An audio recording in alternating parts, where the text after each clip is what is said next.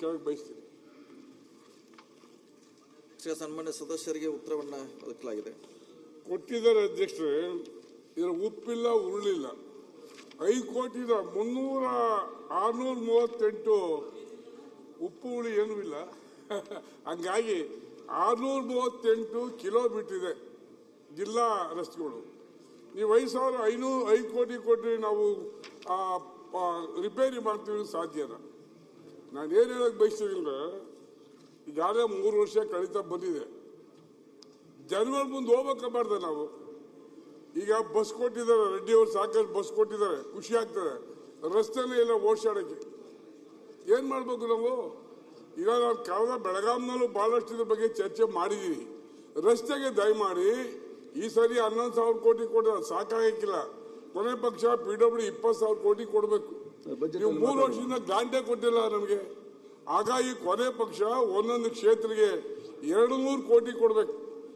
ಇಲ್ಲದೆ ರಸ್ತೆ ಮಾಡಿಸೋದಂಗೆ. ನಾವಂತೂ 4 ಸರಿ ಗೆದ್ದಿದ್ದೀವಿ.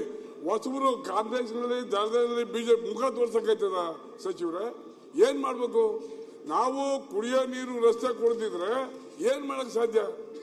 ಬರೀ ಮುಂದೆ ನಾವು TADA ತಗೊಂಡೋಗಿ ಇಲ್ಲಿ ಬರ್ಬೇಕಾ ಸಚಿವರೇ? ದಯಮಾಡಿ ಅಧ್ಯಕ್ಷರೇ, ದಯಮಾಡಿ ನಮ್ ಕಷ್ಟನ ತಾವು ಅರ್ಥ ಮಾಡ್ಕೊಳ್ಳಿ. ಎಂತ ಕಷ್ಟ ಇದೆ.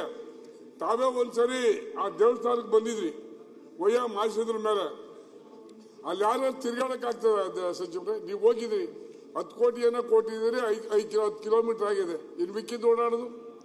ಹಾಗಾಗಿ ದಯಮಾಡಿ ನಾನು ಹೇಳ್ತೀನಿ, ಇದು ಈ ಉತ್ತರ ಸಮರ್ಪಕವಾಗಿ ಇಲ್ಲ. ಯಾರೋ ಅಧಿಕಾರಿಗಳು ಬರ್ಕೊಟ್ಟಿದ್ದನ್ನ ನಾವು ನೀವು ಓದೋದ್ರ ಅರ್ಥವಿಲ್ಲ. ದಯಮಾಡಿ ನಾನು ವಿಧಿಸ್ಕೊತೀನಿ, ಪ್ರಾಕ್ಟಿಕಲ್ ಆಗಿ ರಸ್ತೆ ಮಾಡಲಿಕ್ಕೆ ನೀವು ಹಣ ಕೊಡಿ. ಕೊನೆ ಪಕ್ಷ ಒಂದೊಂದು ಕ್ಷೇತ್ರಕ್ಕೆ ಒಂದು 200 ಕೋಟಿ ಕೊಡಿ.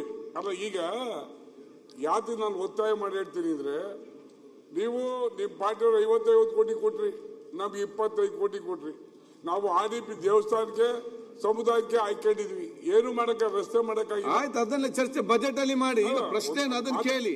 ಅವ್ರು PWD ಮಿನಿಸ್ಟರ್. ಹೌದು, PWD ಮಿನಿಸ್ಟರ್ ಆದ್ರೆ ಎಲ್ಲ ವಿಚಾರ ಏನಾಗಬೇಕು ಕೇಳಿ. ಅದನ್ನು ಏನಾಗಿದೆ ಅಧ್ಯಕ್ಷರೇ, ಅಟ್ಲೀಸ್ಟ್ ನಮಗೂ 50 ಕೋಟಿ ಕೊಟ್ಟಿದ್ರೆ ನಾವು ಪ್ರಾಚಾರ ಮುಚ್ಕೊತಿದ್ದೋ. ನಾವು GST ಕಟ್ತೀವಿ ಅಧ್ಯಕ್ಷರೇ, ಟ್ಯಾಕ್ಸ್ ಕಟ್ತೀವಿ. ಬಿಜೆಪಿ ಅವರು ದಳದಲ್ಲೇ ಕಟ್ಟೋದಿಲ್ವಾ?